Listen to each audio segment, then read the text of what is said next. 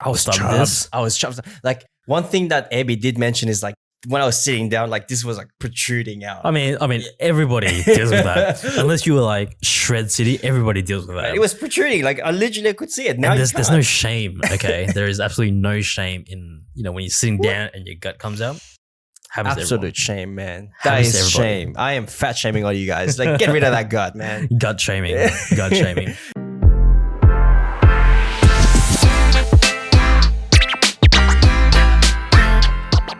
Cheers, my friend. Cheers. To another episode of the Escape Road podcast, everybody. Welcome back to the show. Again, Foong, Ron, you guys should know us by now. And today's topic is just purely rambling. And I just, You could say it's an escape sesh. yeah, let's call it an escape sesh, I reckon. Yeah, man. Visualize that for a second. Like we're in our millions subscribers. This is our full-time gig. And you're no longer working for anybody. Right. To be honest, That's the I feel dream. like well, number one, I can't imagine it. Number two, I feel like sometimes coming up with a topic every week and stuff. Imagine like, because you're now doing this full time and you're expected to crank out maybe 2-3 episodes a week. Yeah. Having to come up with topics or whatever 3 times a week. That's why you have producers for that. Have you watched a YouTube channel called the Best Ever Food Review Show Yes, by Sunny Side Up? it's a good show. Is that his name? Sunny Side Hmm. or Sunny Side Up? No, Sunnyside Up is a way to cook an egg. His name is actually Sunnyside. Sunny Side. Just Sunnyside. Sorry for the name, guy. He likes to show off his team, and he's got like a team of 10 Vietnamese. He lives full time in Vietnam. A great show. I just love the fact that he's Vietnam. And I just love the fact that he lives full time in Vietnam and does the thing that he loves doing, just eat all day. And the thing is, like, do you think that he comes up with all his topics? I highly doubt it. No, He's got a producer, to whom he talks to on screen, if you notice some of the time, right? it definitely helps to have that back and forth. Yeah. But I do feel like a lot of these food vloggers, they do have a fair bit of creativity beforehand. Yep. Like before they even have a producer, they obviously have to have something that's sustainable in terms of their creativity and doing their own, shooting. What are you trying to say? I don't have any creativity. What you No, trying to say? we don't have enough creativity. Yeah. But yeah, if any audience members want to become a producer as an intern, let us know. Guys, just comments. That's all we ask Just for. Just comments. pop them in the comments, and that will be enough for us to write an episode out of that. we would talk about virtually anything that you ask us to talk about.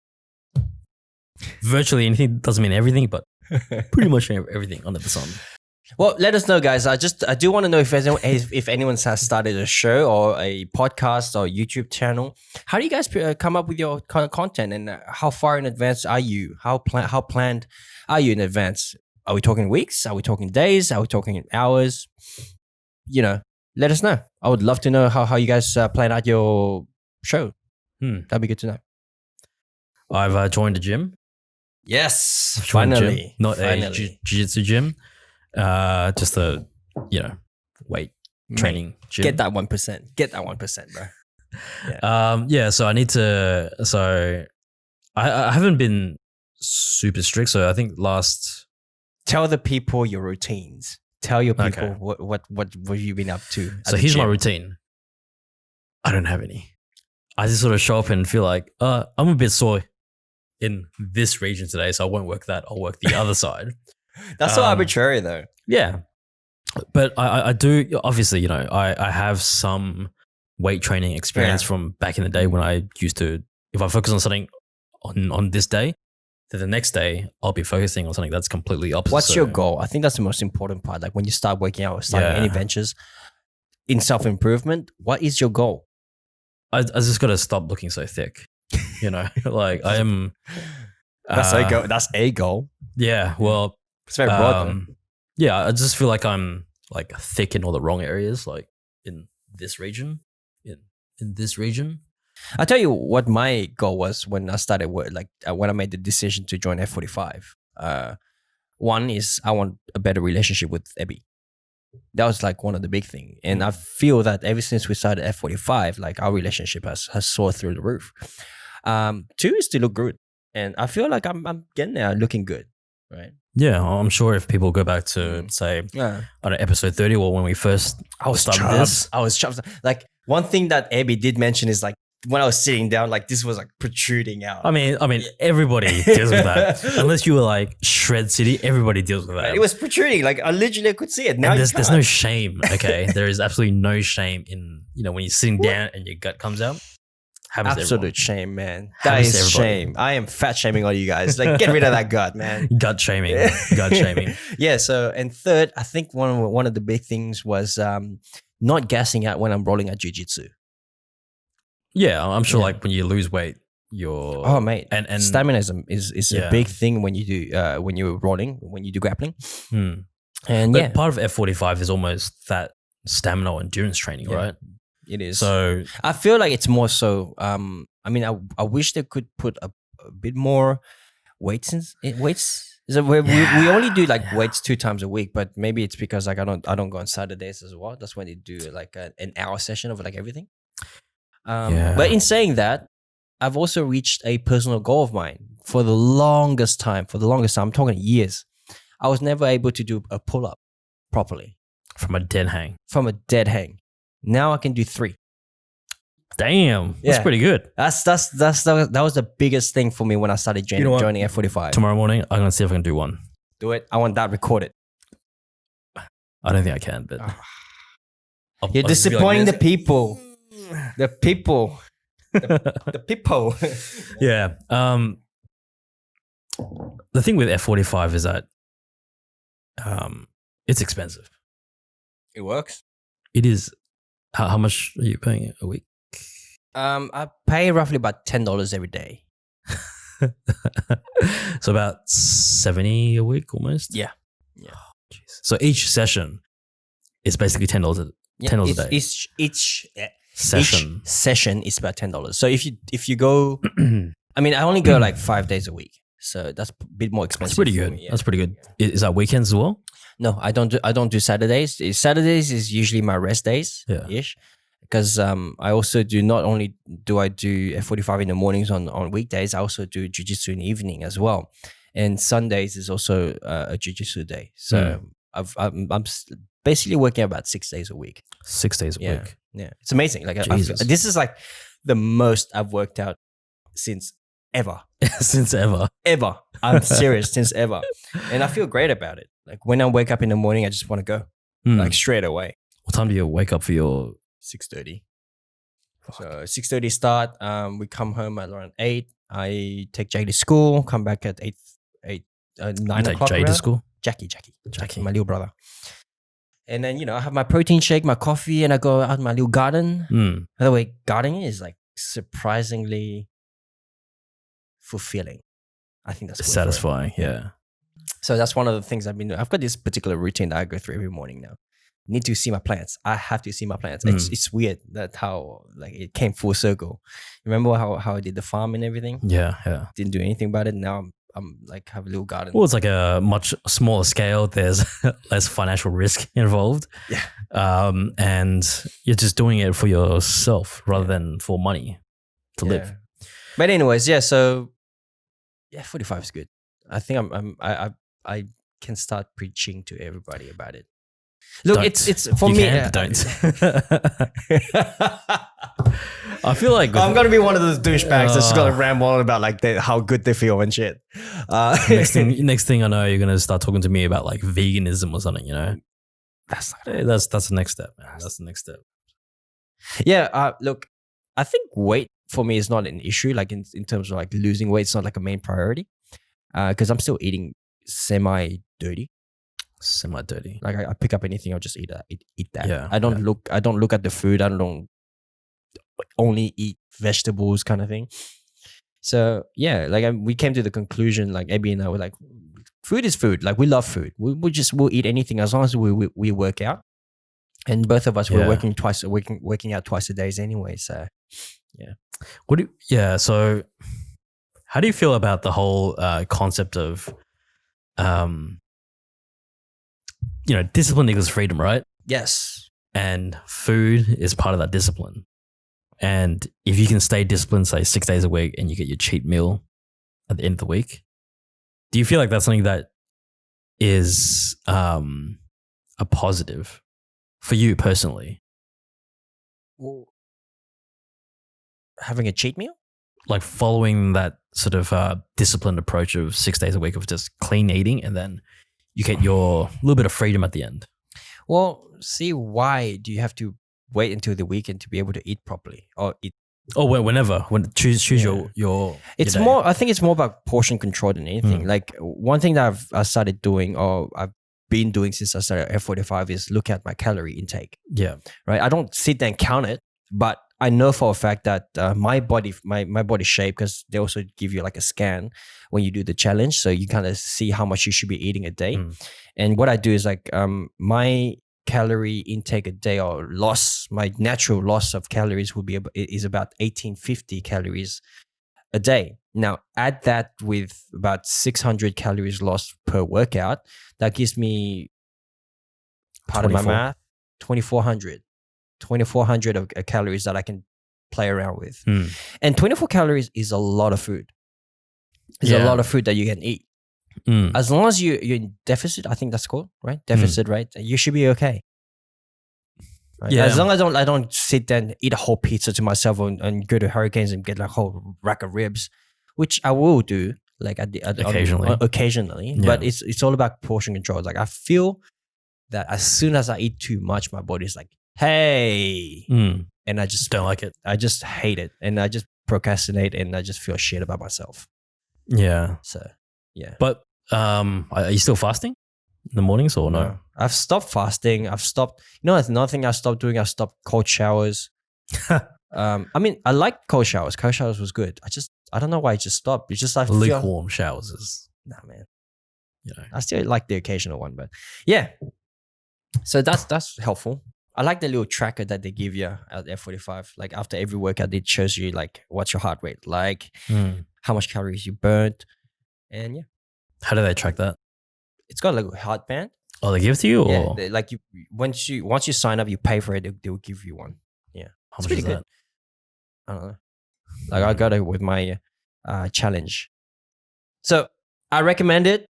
I'm not gonna sit there and preach to everybody, but if you have the chance to do that 45-day challenge with 45, even if it's like that a once off, it's a once off $500 for 45 days. It works out to be about $10 a day. You get the heart band monitor, you get a scan, you see how your body's like, and you get a good workout and you feel pretty good afterwards. Yeah. Totally not sponsored, guys. No. To be honest, I'm just too much of a tight ass to ever go down that path. It's just I don't know. Convenience. It's just the convenience of like taking the decision out of my hands and giving it to someone and for them to take care of it. That's the beauty of it. So it's almost like an in between of training by yourself and a full PT. Yeah. Full PT is like, I don't know, like $100 an hour or whatever. 100, sometimes $200. I think Alex Lee was he was like charging $200 an hour or something like that. They're expensive, bro. They're very expensive. Yeah. Well, there is a when I train in the morning, I think there's a girl that does PT sessions. Yeah. I'm like, man, that's a hell of an investment. But for health, that's fine, I think. Yeah. So this is an escape sesh, and it's more about me and Ron than any prepared content. This is really like what we normally talk about, but we just record it. And I just want to bring you guys into my life a little bit, Yeah. So yeah. So I've raised a bit of a concern to you before the podcast, and the concern is whenever I roll at the gym, like rolling, if you've never heard of BJJ, Jiu-Jitsu, is when you start sparring with someone at the gym. Now, you can choose to spar with someone higher belt than you or someone lower belt than you. Now, my issue has been that whenever I encounter someone who has a higher belt than me, or the blue, or the purple, and I'm not too familiar with them, I lose all confidence. And the thing I was telling you is that I find that jiu-jitsu translate really well in life, in that there's problem solving, there's like networking, there's interaction with other people, interpersonal relationships. And I find that whenever someone has authority over me, or I don't know them, and because I go. Yeah. And so I feel that my confidence goes straight out the windows. I start babbling, I start reacting, as opposed to having a decent conversation, a well thought out conversation like you and me are having right now. And I'm not sure if this is the case in my bad. What's it called? Introvert side of me, or Certainly could be, yeah. Yeah. Or it's just like a confidence thing. Would you say I'm a confident guy? No. I'm not saying you're not confident, but you're not like, like we both know when we see someone confident, you know that, hey, that guy's confident. Yeah. Like, for example, our friend Alex Lee, he seems like a very confident guy. He can just like he's talk to anybody. He's more of a carefree guy. That's different. Okay. That's very different. Like, he doesn't care. He doesn't give a crap. Okay. Like, you see him, he's just happy-go-lucky kind of guy. Is that confidence though, do you think? Is that confidence say, I don't care what people think about what I say. I'm just going to... Can you call that self-aware? But then is having too much self-awareness a bad thing then? Because then it becomes arrogance. Okay, maybe we'll stick with carefreeness. But yeah, I feel like a little bit too much self-awareness can also lead to confidence issues. And if you're too self-aware of exactly where you are, and you know for a fact that someone's, say, more experienced or have more knowledge than you, I feel like that's where some of those issues come in when you're about to roll with like a blue belt or a purple belt. Like, you know for a fact that you're here and they know this much more. Well, put it this way. When you talk to your boss, right? Do you have this fear at the back of your mind that you're always gonna fuck up? Not that there's something that you have that you have yet to do that's gonna cause you to get fired. Never. The thing is, like, you tend to go and find that problem, right? You go and find that problem to create this sense of insecurity. Yeah, like sometimes you feel like you've done something. Yeah, you've done it to the best of your abilities. You checked it again, but there's always that little thing to say, they're gonna find something. Exactly, they're gonna find something, and that's what's preventing me from talking to these people as if they're another person, as opposed to, hey, they're above me, so I should watch what I say. You know, and it's the same thing with, I guess, in jiu-jitsu when I'm rolling with a higher belt, like a purple belt or blue belt with a number of stripes on them. It could be like, oh, I'm not doing this move properly. That's why they're going to look down on me.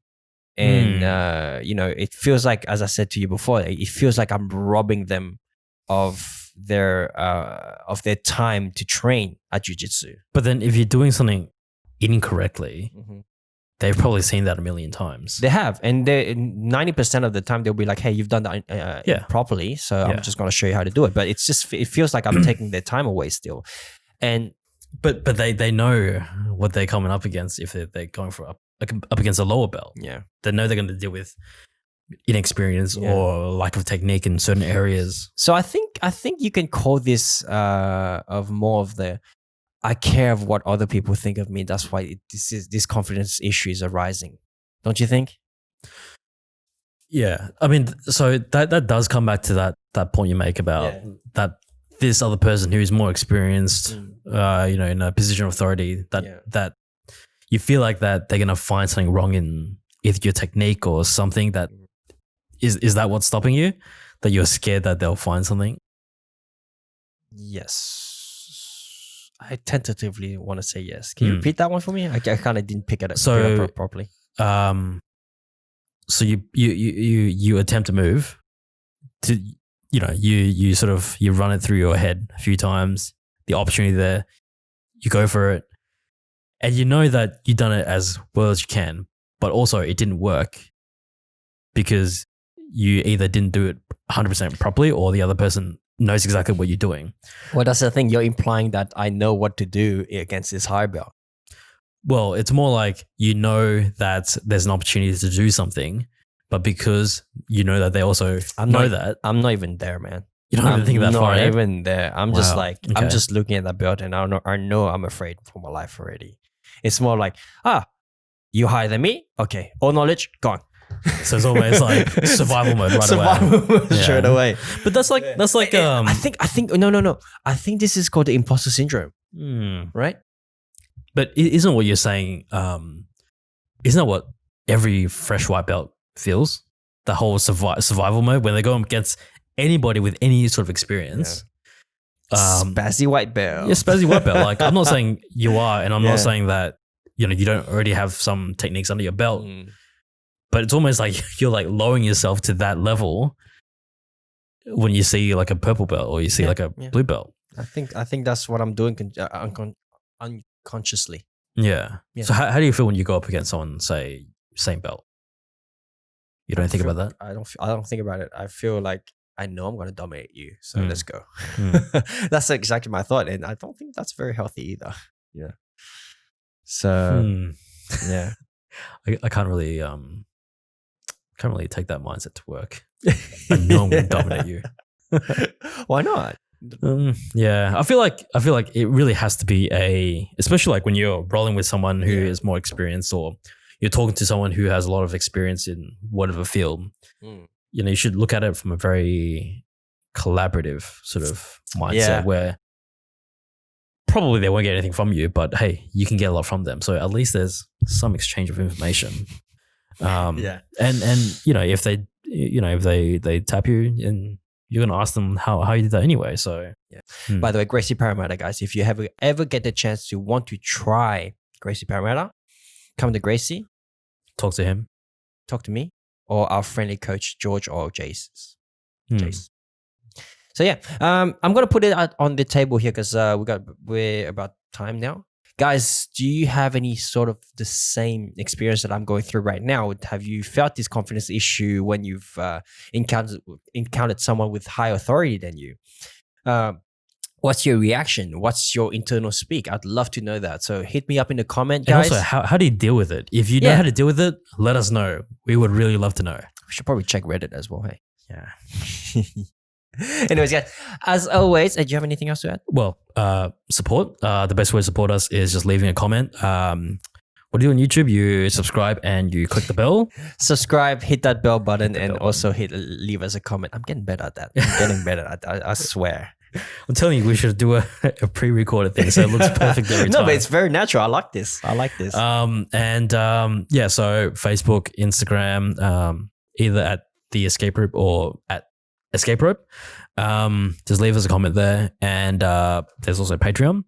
$2 a month, and that will help us eat cheeseburgers. I think. Yeah, on that cheeseburger. I don't know. Every single episode. What else are you gonna do with that $2? Well, yeah, that's a good point. Yeah, what can you do with $2 anyways? Not much nowadays. Not much. See ya, guys. See ya.